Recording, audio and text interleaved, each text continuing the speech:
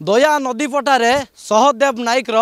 हत्याकारी ये जो दृश्य आप देखुं ये जो नदीपटा वर्तमान अपराधी आड्डास्थली पलटि सुरक्षित भाव में दया नदी को आसुंच आसवा पर हत्याकारी व्यवहार करुवा सामग्री को फिंगुचन जितेबाला सहदेव नायक को काली सकाल समय रसुलगढ़ ओभरब्रिज उपर 4 जन आसी मरणांतक आक्रमण करते आक्रमण में मुंडरू गंडी को संपूर्ण अलगा करते अभियोग पर 3 जन को नयागढ़ शरण कूल गिरफ करथिला कमिशनर पुलिस और अन्य जन फेरार अच्छी जी रही मुख्य लक्ष्मीधर नायक सी बर्तमान आसी देखला पूरा घटनार सीन रिक्रिएशन जे केमिति हत्या करथिला हत्या पर रसुलगढ़ सीधा दया नदी आनी आउ थे दृश्य मत देखा चाहिए जे दया नदी आनी जो चापड़ दुईटी मिली खंडा दुईटी व्यवहार कराइला मारणास्त्र भाव में ताकू केमती फिंगिला गोटे जो परिवा आने जाऊ ब्याग्रे से पत्थर पुराइला पत्थर भितर दुईटी खंडा को भर्ती करथिला पानी को फिंगिला पानी को फिंगिबा परे 4 जन जाक एटू छू मारी घटनार 12 घंटा भितर 3 जन को गिरफ करागला रॉकी नायक लक्ष्मीधर नायक और लिपिका नायक जे लिपिका नायक रही कथार पढ़ी लक्ष्मीधर नायक ए घटना घटे कथा कहला कहीं प्रथम जितेबाला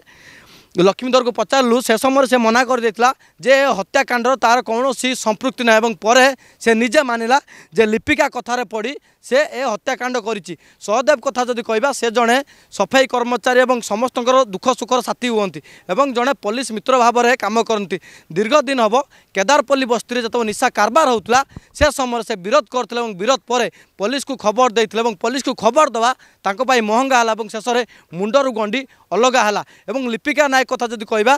4 ରୁ 5 मास पूर्व से ब्राउन सुगर केस रे जेल जाइथिले जेल जीवा पूर्व सीधा सड़क भाव में धमक देते जे आसिले मुंड नेबे बोली बेल आसिले बेल आसबार 3 दिन पर सहदेव जतब निज झील को स्कूल छाड़ी फेरुले रसुलगढ़ ओभरब्रिज उपर अटकई जो चापड़ दुईटी बर्तमान जबत कराई से समय अटकई चोट उपर चोट बेकर पकई से घटनास्थल ही मृत्यु घटी जे बड़ कथा हूँ घटना आजिकाल नुह पूर्व जो देखा प्रतिदिन को से समय बाइट देते जे मो जीवन प्रति विपद अच्छे से समय पुलिस को जनई भी पुलिस से कथा को गुरुतर सहकार नहीं नथिला जोपाई सहदेवर ए हत्या है जो मैंने धमक देते से हत्या करे जड़े नारी जड़े महिला निज स्वार्थपाई केमिति नृशंस हो पारे ये हूँ तार आउ गोटे उदाहरण कहीं नारी अनेक सारा घटना अच्छी रामायण ठू आरंभ करके महाभारत किंतु ए हत्याकांड पछर पूरा कहानी मास्टर माइंड एवं मुख्य जे कहुच्छी लिपिका लिपिका को गिरफ कर रॉकी लक्ष्मीधर गिरफ होती जो मैंने बाइक रे नहीं अन्य जड़े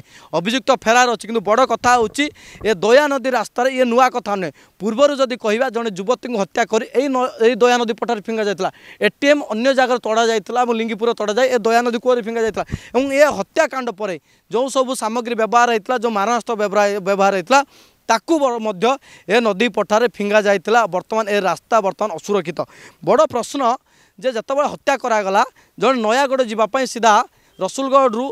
बाणीबिहार ही जाता किंतु एत चालाक ए जगह को ये टार्गेट कले जे ए जगह कौन पानी को फिंगिदेले कौन चिन्ह बर्ण रही से धरा पड़े ना 4 जन आसिले दुईटी बाइक रे ए जगह खंडा को फिंगिले एवं गोटे ब्याग्रे जो ब्याग्र दृश्य आम आपको देखा